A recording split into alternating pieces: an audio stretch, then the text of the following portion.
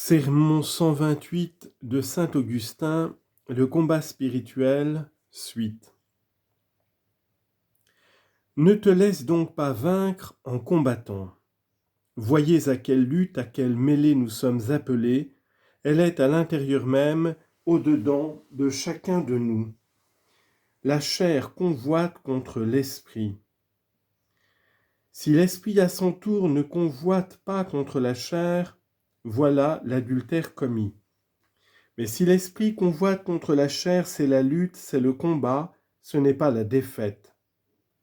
Quand la chair convoite contre l'esprit, c'est qu'on est porté à l'impureté, on y est porté par la délectation.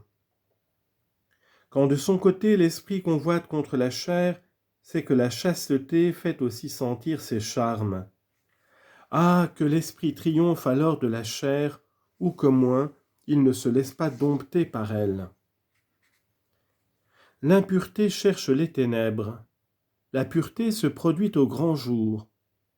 Vis comme tu aimes à être connu, oui, même loin du regard des hommes, fais que ce que tu veux qu'ils sachent, car celui qui t'a créé te voit, même dans l'obscurité.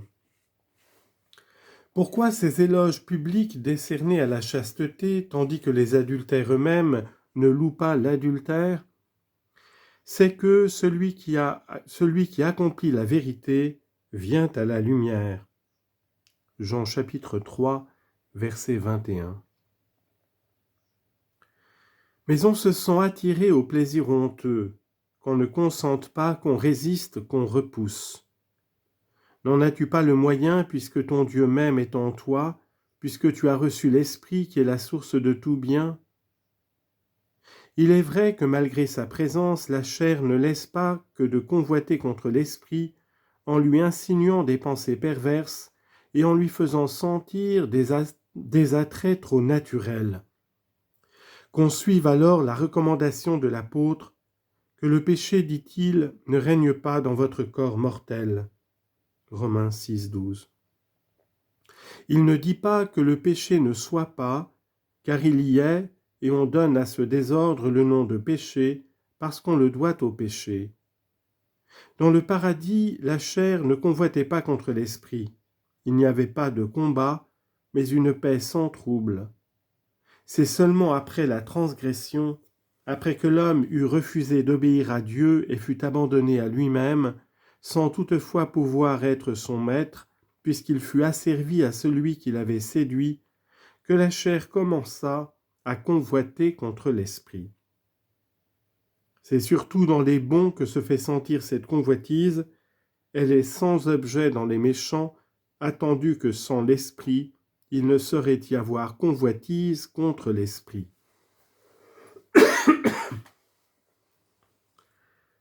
Ne t'imagine pas en effet que dans ces mots, la chair convoite contre l'esprit et l'esprit contre la chair, il s'agisse uniquement de l'esprit de l'homme. C'est l'Esprit de Dieu qui combat en toi contre ce qu'il y a en toi d'opposé à toi-même. Tu n'as point voulu rester attaché au Seigneur, tu es tombé, tu t'es brisé comme un vase qui s'échappe de ta main et qui vole en éclats. Et c'est parce que tu t'es brisé que tu es ainsi ennemi de toi-même, opposé à toi-même. Détruis cette opposition et tu te répareras.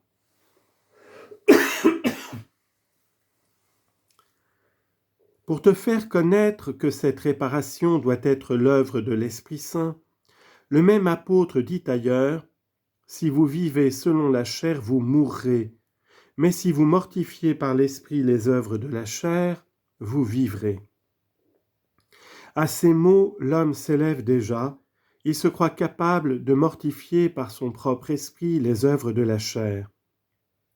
Si vous vivez selon la chair, vous mourrez, mais si vous mortifiez par l'esprit les œuvres de la chair, vous vivrez.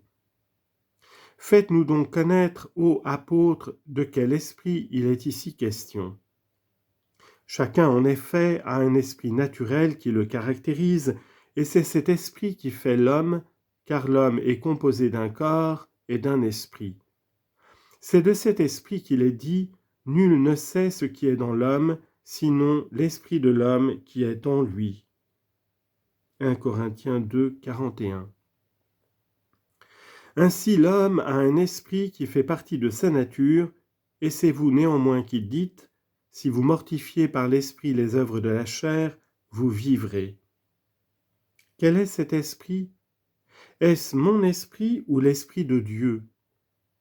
Je vous écoute, et je n'en reste pas moins en suspens. Que dis-je? Le mot esprit ne s'applique pas seulement à l'homme. Il se dit aussi des animaux dans l'Écriture même. On y lit que le déluge fit périr toute chair ayant en elle l'esprit de vie. Genèse chapitre 6, verset 17 et chapitre 7, verset 22. Il est donc bien vrai que cette expression est pour les animaux aussi bien que pour l'homme.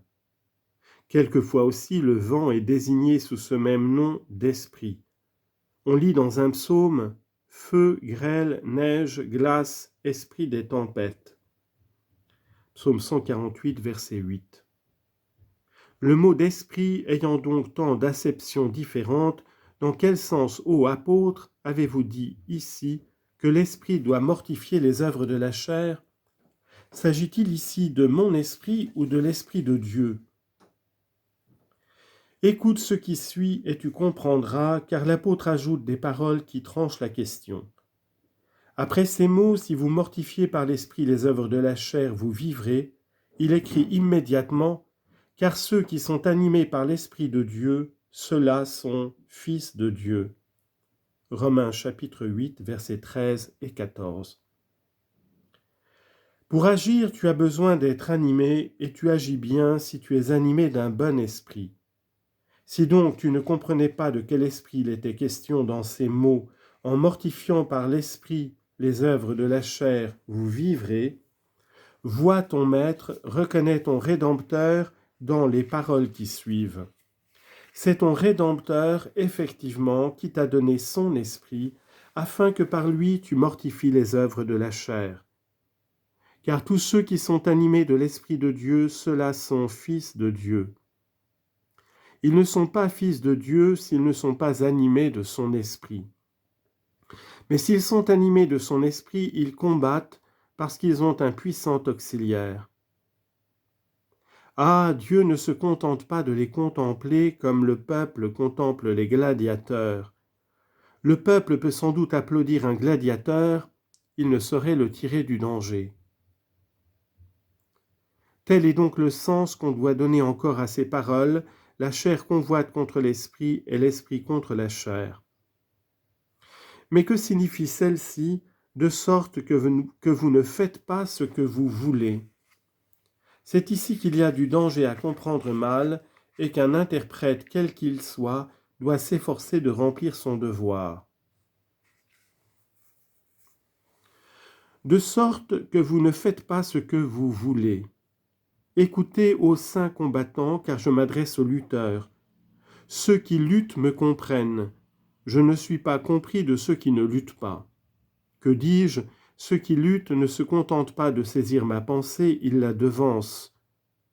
Que voudrait un homme chaste? Qu'il ne s'élevât dans ses membres absolument aucune impression contraire à la chasteté. Il voudrait la paix, mais il ne l'a pas encore. Pour ne plus ressentir absolument aucune impression mauvaise, il faut arriver à l'heureux séjour où nous n'avons plus d'ennemis à combattre, ni de victoire à espérer, puisqu'on y triomphe de l'ennemi vaincu. Apprends de l'apôtre même en quoi consistera la victoire. Il faut que ce corps corruptible revête l'incorruptibilité et que ce corps mortel revête l'immortalité. Et quand ce corps corruptible aura revêtu l'incorruptibilité, et que ce corps mortel aura revêtu l'immortalité, alors sera accomplie cette parole de l'Écriture, la mort a été abîmée dans sa victoire. Écoute encore les chants de triomphe, ô mort, où sont tes armes, ô mort, où est ton aiguillon? 1 Corinthiens 15, versets 53 à 55. Tu nous as frappés, tu nous as blessés, tu nous as abattus, mais mon Créateur même s'est laissé blesser pour moi. Ô mort, oui, mon Créateur même s'est laissé blesser pour moi, et par sa mort, il t'a vaincu. Et maintenant, nous ne cesserons de répéter en triomphant, « Ô mort, où sont tes armes? Ô mort, où est ton aiguillon ?» Mais aujourd'hui que la chair convoite contre l'esprit et l'esprit contre la chair, la mort lutte et nous ne faisons pas ce que nous voulons. Pourquoi ? Parce que nous voudrions ne ressentir aucun mouvement de concupiscence et nous ne saurions y parvenir. Bon gré, mal gré, ces mouvements sont en nous. Bon gré, mal gré, ils s'éveillent, ils flattent, ils s'étendent, ils cherchent à dominer. On les comprime, mais on ne les éteint pas, tant que la chair convoite contre l'esprit et l'esprit contre la chair. Se feront-ils sentir encore après la mort ? À Dieu ne plaise. Puisque tu te dépouilles alors de la chair, comment pourrais-tu en conserver les convoitises ? Combats bien et tu jouiras du repos, d'un repos qui sera ta couronne et non ta condamnation, car tu parviendras aussi à régner.